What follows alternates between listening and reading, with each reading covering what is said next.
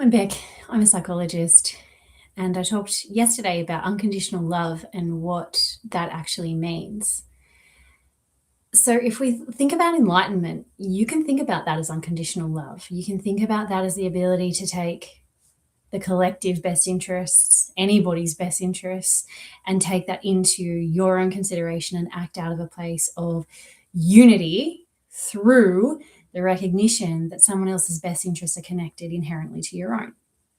It's pretty simple. It's actually not some otherworldly expression, and it actually happens in degrees. So it's not like, well, I don't know, in some people's experience, perhaps it's an immediate shift into enlightenment, but it can happen on a spectrum in that you're able to take some people's best interests into your own and act in unity through a smaller population, perhaps through more impersonal. If there's any relational trauma, it will often start in a more removed setting. So perhaps with work and with clients, you'll be able to unify in that population, and then it can filter through to closer relational patterns as that trauma starts to leave and as those patterns move through you and are released.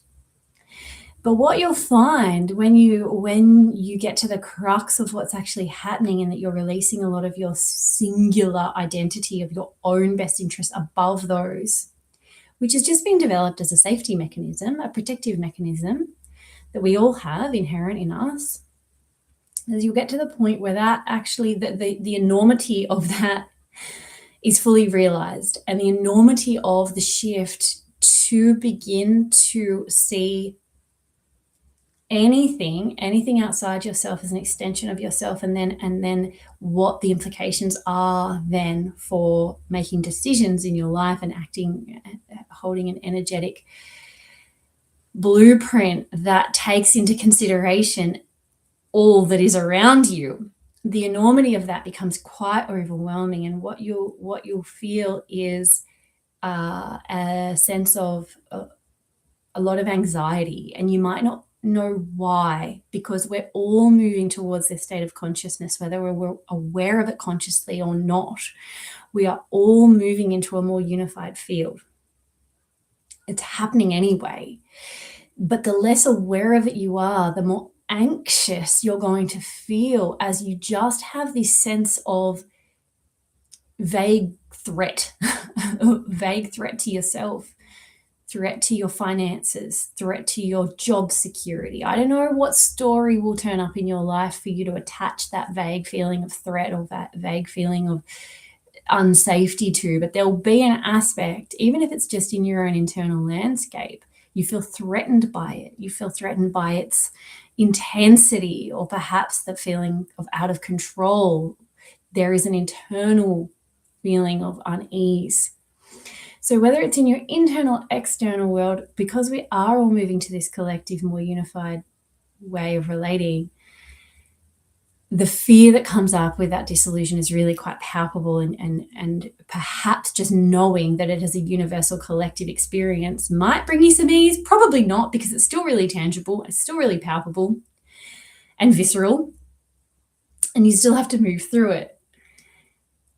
But an easy reframe, because I love a good reframe, is that all that fear that you are sensing is the fear of the ego, the egoic nature, the fearful, self-protective, which is always from a place of got so much compassion for that part of us that's just trying to stay safe. We can all relate, right? So that part's feeling really scared, because what does unified consciousness mean for that part? It's like, I don't want to take everybody's best interest into consideration. It's hard enough just doing me to think about having to take everything in and make a decision from that place. I don't like that. Fair. Okay, we can't argue with that part's perspective. But what we can do is stop identifying with that part, and we can recognize it. Oh yeah, wow, I actually understand why you're really scared at the thought of needing to do that. That feels really big for you, because your job has always been to keep yourself safe and to keep, you and me, safe. So to challenge your whole nature to go, okay, we're moving away from that feels really scary. And so that palpable somatic sense of anxiety is going to be felt whether you're consciously aware of the shifts that are happening around you or not. It's there and it's big. And so really just validate that part that's feeling really unsafe and scared. And that's when you'll start to get that separation around, okay, while that part's really scared, which part are you going to identify with, or which part do you identify with? Because there's another part that's really excited. There's another part that has a recognition that that unity consciousness, or that ability to take a larger view, to have a more removed perspective, feels like balm for the soul. It feels really safe. So one part will react with a lot of unsafety and a lot of fear. And that's the part that we're used to reacting from. And this new part that might be very quiet is actually like, okay, yeah, this is the solution. This is it.